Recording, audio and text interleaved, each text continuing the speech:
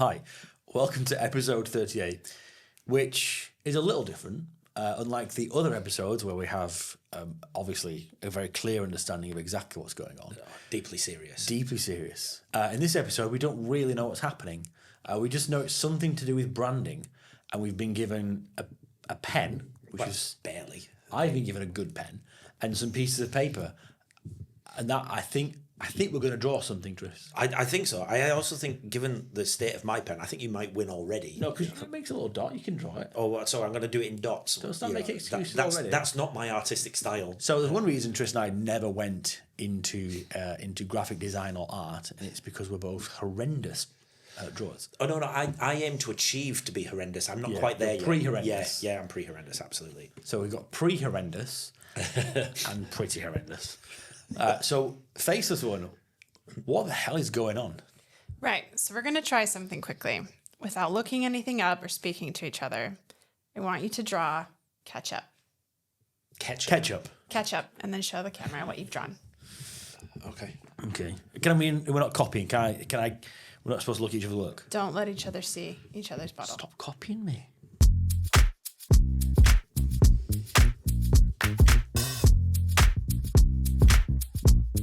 Okay. All right. Tris, let's have yours reveal first. What have you got there? It's a bottle with 57 in on it. Is that a specific brand? It is. Heinz. Ben? Filthy amateur. See, I've gone for 3 different types of ketchup. Oh, of course you did. One of them is a tiny sachet that you might find at any It's restaurant. true. It looks like a little ribbon. That As I said, one of them, shut up, pretty horrendous. The other one is a ketchup. I think you're pretty horrendous. I'm pre-horrendous. You're pre-horrendous, sorry. Yeah. We steal a lot of those sachets, and at our office, we probably have a drawer full of, I want to say 50. No. We don't. We borrow. We borrow. Always with the intention to give back. And we shall return.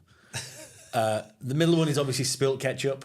Because it looks nothing like a badly drawn map. No, and the third one is a ketchup. Sock. No. Oh, sorry, ketchup. It's a ketchup bottle, but one of those standy upside downy ones. See, whereas you have drawn a glass one, where you always have remaining ketchup at the bottle, like some kind of Rothschild who can afford to just waste ketchup. I, on the other hand, can I just say, get all of the ketchup out of my bottle. This exercise is meant to be about branding. Yeah. I feel it's more a deep insight to your psyche. No. This feels a little more personal. Okay. The issues with ketchup. I just quite like ketchup. You're telling me when you were given one task, you had 3 independently running ideas all at the same time, and you couldn't quieten the noise in your head to get down to 1. Welcome to the party, pal. So do I win? I win that one, don't I? I should win that one. There should be a winner. It should be me. So this is actually based on a real campaign where people were asked to draw ketchup, and most instinctively drew the Heinz bottle. So discussing about how powerful visual branding is, right? So when we think of, let's say, a search engine, what would you think of? Go. Google. Hate. Again, sorry, am I supposed to... deep psyche. Google, yeah. Google, correct. Google. Or let's say a soft drink. Coke. Coke. Pepsi, Coke. right? I was going to say Pepsi just to be different. Yeah, but what do you mean just to be different? You've done nothing but be different so far. We don't drink. Oh, we are drinking Coke today. We don't drink Coke. Was it you were about other to brands say that? are available. Yes, Other brands are available. But cream soda Pepsi is the bomb at the minute. Yeah, true. Okay. Sorry, Faceless. That's okay.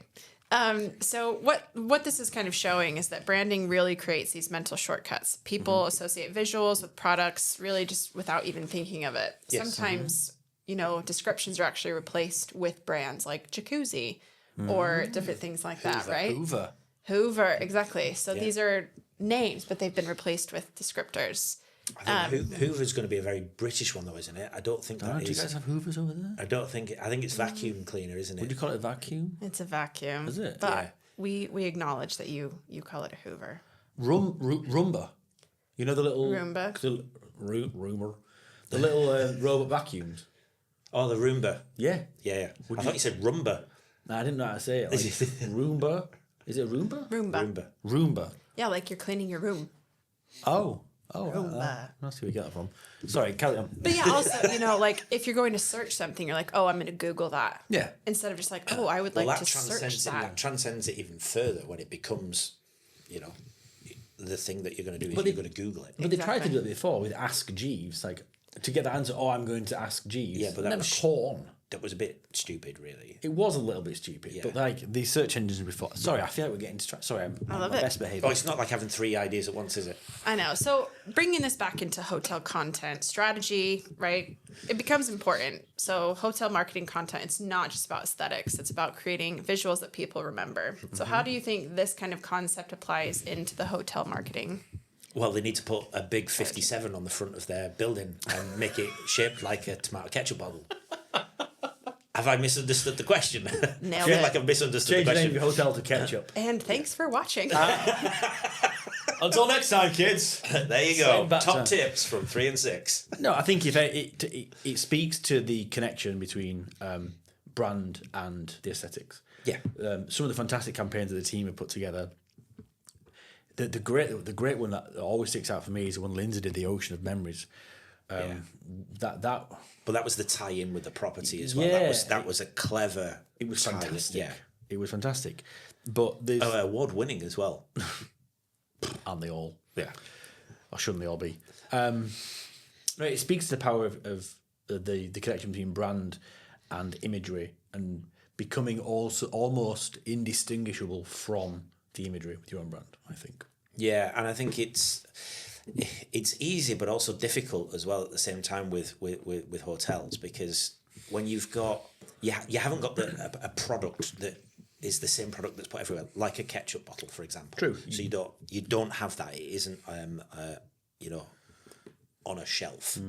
It's not easily visible. But then the visibility that they do have as a property is so striking and so unique in their own.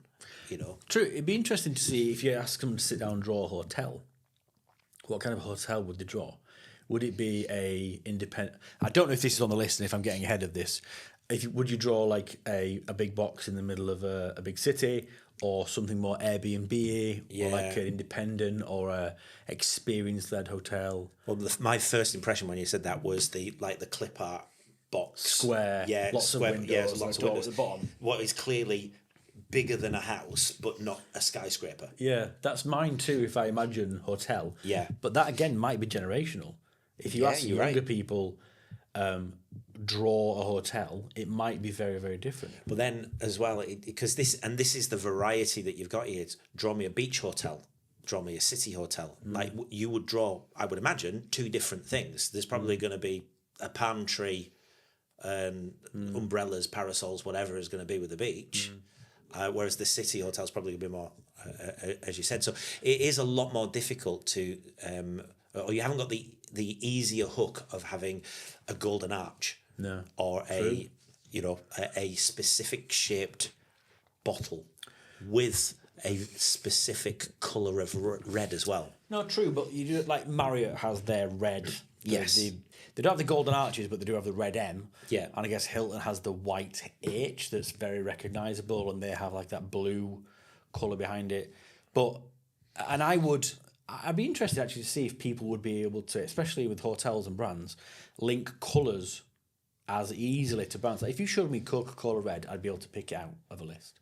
If you showed me McDonald's yellow, those kind of things, I'd be able to put. It'd be very interesting, specifically from hospitality. Maybe that's something we get the team to do. Yeah.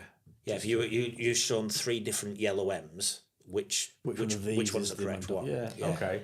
I think alongside with colors and imagery, right, what we're kind of thinking about is, content that hotels are putting out is something that they want to be recognized with their brand, whether that's like a rooftop pool, right? That can become like, oh, that's the hotel with that really cool rooftop that overlooks the city. Or, the signature cocktails, the guy, I don't know if you've seen the guy on Instagram that like chops his ice with like the samurai sword. Oh, yeah. And he spins the thing. Yeah, it's incredible, right? Yeah. But that's part of that brand. So it might not be like a color or an icon, but like that is such strong branding that people associate with that location. Yeah, and I think that's a really a good point, really great point there. Is having that hook and then leaning into it. And there's so many properties that you see out there that just don't lean into it enough. Okay. Could you tell me what that hotel is though? Which one? Ice chopping guy, or the bar? Is a hotel? Could you tell me what the bar or hotel is? Because I couldn't. No. But because it's too engaging, and he, the bartender, I'm sure we can find a link to it. Ping. He, the bartender, is the. Well, he's the star of the show. Yeah, he's the star, and he's superseded. Yeah, but then see, that becomes different. That becomes different because that's a person. I think we're talking about brands and products and things, not necessarily people.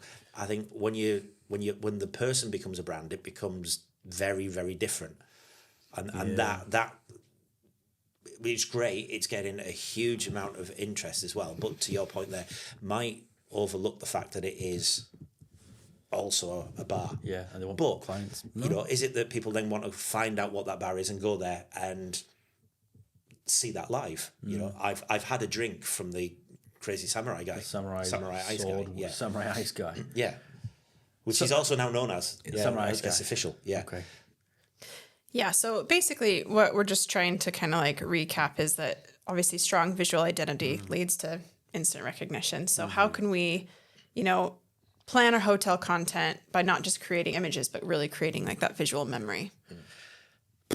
Pulling out the bits that are going to stick, finding the visual hooks, finding the things that make it different and stand out, finding something that's going to be the star of the show and that's going to elevate the content against your competitors and against the general shots, for example, of a bed, a lobby, a drink. And then leaning into that unique difference. And the unique difference doesn't actually have to be a tangible thing either. It can be service. It can be, something extra. Yeah.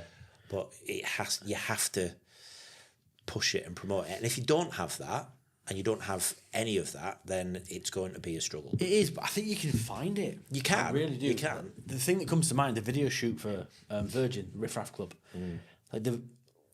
Essentially, it's a big room with lots of drinks in it. Which, from that description, could be a Tesco. But obviously it's not. Other superstars are available. But it's not. It's the views, it's the vibe, it's the details, like tassels on velvet curtains. It's the private room with the amazing views. Yeah. It's the DJ booth in the corner and the type of DJ and the guest DJs that they had in there. Yeah, and so it's that, the views and the vibe and the structure and the content of the content that becomes a thing that people associate with the property. Yeah, I think. Yeah, because those views are spectacular. They're amazing. You don't get those in North Lancashire. No, you don't. No, you don't. Really don't. No, you don't. Faceless, do we get to draw anything else?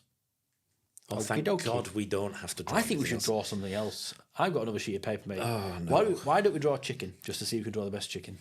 Why don't you do your experiment, actually, that you said? What would you think of as a hotel? Because we just explained it. We would both do the same thing. I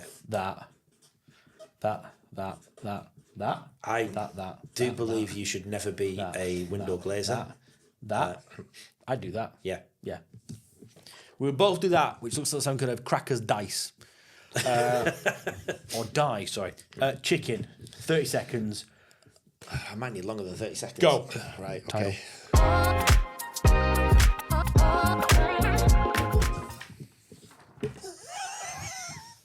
I just did a Yours looks like Johnny Rotten. Yeah, wait.